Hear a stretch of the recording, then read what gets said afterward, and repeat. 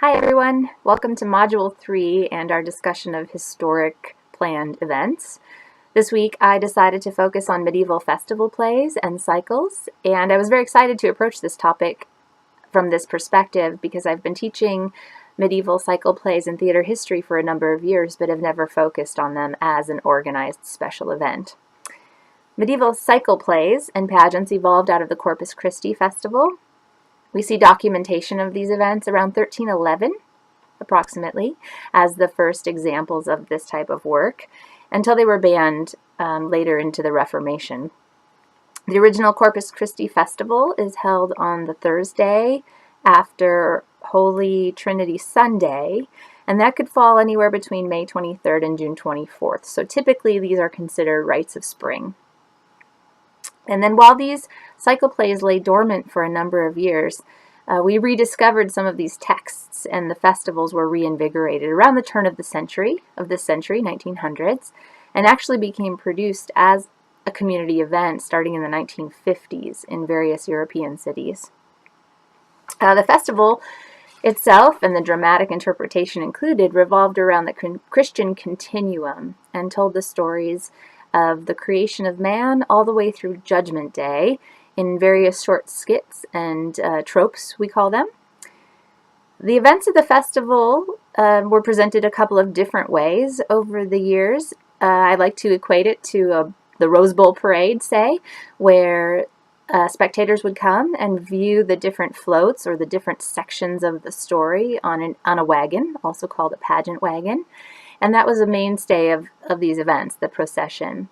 However, over the years in the evolution, it came to be that they would park the floats in a certain town square, and the audience would circle amongst the different floats and view each one, watch the play, and move to the next. The main purpose of these events were for didactic, dramatic expressing of moral messages, getting out Christ's word, but also to provide entertainment and to provide an opportunity for social and civic engagement. So it was a great way to get the community involved in these events. In examining this event as it relates to the class, we need to talk about a few discussion points from the reading. These events were enhancers of community and strengthened regional identity, as well as generated tourism. And although the lesser extent of tourism was involved, it still did play a part in that civic engagement. At its foundations, these events overlapped with the pagan midsummer rituals that preceded it, and clearly at its origin, the rites of incorporation are included. These events brought together townsfolk into a shared communal experience, and very much is rooted in those pagan traditions and rituals that are discussed in the chapter as well. Another important part of this civic engagement is how the event managers planned the different trades to be part of these events. It was key to the production of the event that a trade or guild would sponsor and then produce one of these particular floats or pageant wagons. So, for example, the shipbuilders were involved in the producing of the Noah's Ark float. So it was a great way for the community to have ownership and commitment to the project, as well as share in production costs and division of labor. So it was an all-inclusive activity to get the people involved in a very deep and intimate way. As the community worked together, they created a real sense of regional identity.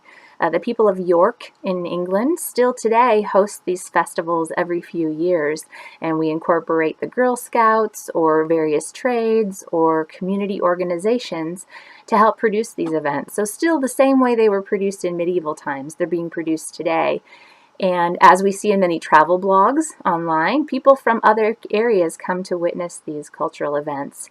So for the idea of tourism generation, we do see that still as an attraction for the area. As an event planner, I really see the importance of community involvement on a deeper emotional sense. The regional sense of identity ties for this long-term planning. I appreciated Dr. Devereaux's comments about integrating on an emotional level with different events, and the sense that the community is so actively involved is very important, rather than just as a sense of labor and delegating duties to them or jobs. This way they have idea input, they have creative expression, and really feel part of the overall whole. So it seems like that's the perfect way to breed commitment and excitement about an event in your community.